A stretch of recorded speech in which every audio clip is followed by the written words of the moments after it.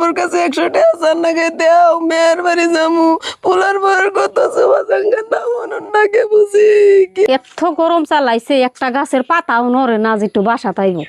বউ তুমি এনে বেরিয়েছাও আমার আজকে না বেশি ভালো লাগতেছে না গেদি করতে যাই একটু কইছে ঘুরে আহিগে আমার হাতে তো পয়সা পাতি নাই 100 টাকা দাও না যাই ঘুরে আহিগে কি সুন্দর করে কইতাছে 100 টাকা দেও না গেদি করতে যাইয়া ঘুরে আহিগে না গে আমি পয়সা বানাই যে ইয়ারে যে সব না হে সময় টাকা দিমু থাকো না নে। হাই রে কপাল রে এত দুঃখ কষ্ট করে সংসার করলাম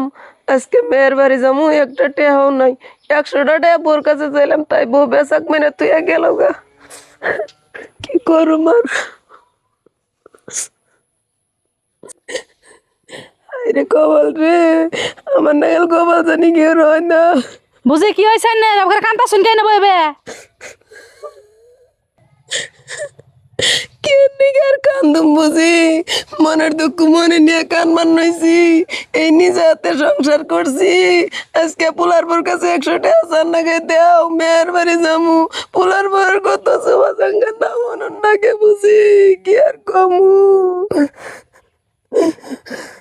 বুঝি কান ধন্য জানি আসলে আন্য পোলার বড় জানি কেমন আঙ্গ পোলার বো তো এবার না নন সাথে আনের পোলার বড় বগলে যাই নন বউ বউ বাইরে আছে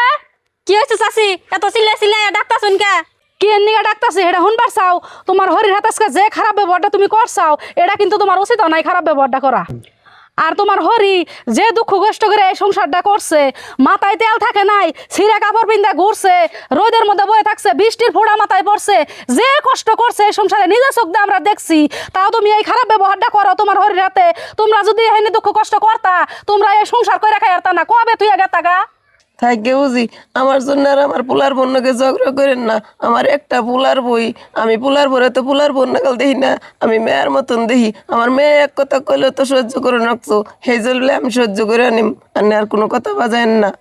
দেখছাও বউ তোমার হরির হাতে তুমি এত খারাপ ব্যবহার করছাও তারপরেও তোমার নিয়ে কত ভালোবাসা দেখাইলো দেখছাও তার মধ্যে তোমার হেইরকম মহব্বত করে একটা পোলার বউ না তোমার মেয়ে বিলা ভাবে তোমারে জানো কি